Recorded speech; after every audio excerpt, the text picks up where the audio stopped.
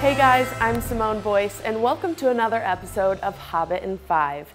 H5 brings you the OneRing.net's top stories and the latest Hobbit production news, all within about 5 minutes time. So without any further delay, let's get right to it. Movie blog Ain't It Cool News has an inside man in Hobbiton, and he better sleep with one eye open.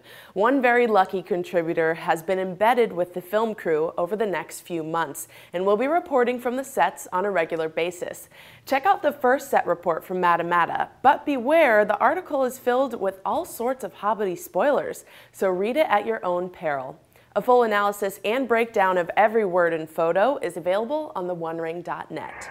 A new fellowship has now been forged. Warner Bros. Interactive's Middle-earthian RPG, The Lord of the Rings War in the North, is now available in stores. WBI did pop out 4 new video vignettes leading up to the game's release, and one even features LOTR vets Sean Astin and Dominic Monaghan. The two actors and a host of other celebs and gamers discuss the story we all love and fresh new elements in the game from Snowblind Studios. The Hobbit production will shortly be shifting to the small King Country town of Piopio. Crews have spent several weeks filming in Matamata and are expected to finish up shortly. So next, the multi-million-dollar movie will focus on Piopio. Earlier this week, more than a dozen Kiwi actors and extras flew into Hamilton International Airport on their way there. And as always, our spies will be on hand to check out all the action. Ringer Spyglow sent along fascinating pictures from what looks to be a set for The Hobbit. The set was built on land we know 3'7" has requested to use, and the 2-story structure appears to have bird designs and other unique features. So some of us think we're looking at Beorn's home or Radagast's Rosgabel, his dwelling on the edge of Mirkwood.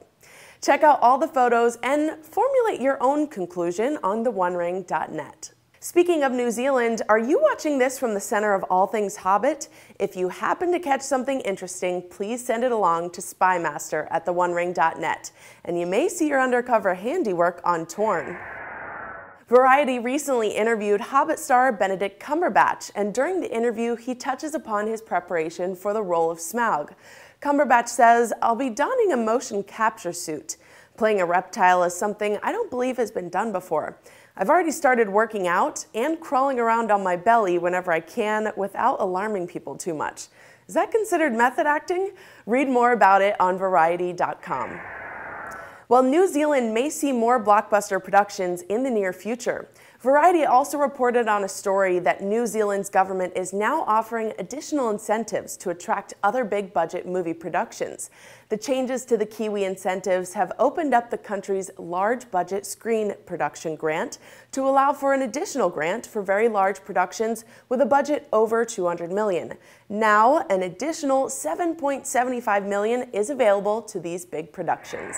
Moviefone has just published a short Q&A with Luke Evans, who is starring as Bard the Bowman in The Hobbit.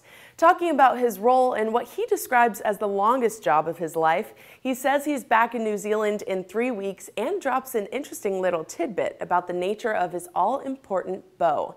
Evans reveals he'll be using a long bow and has been training on various different ways to use it. Read the entire interview on Moviefone.com. Well, that's it for this installment of Hobbit in 5. I'm Simone Boyce, and thanks for watching. H5 is brought to you by your generous donations, so please visit our website, hobbitin5.com, for more details and some pretty cool offers. Until next time.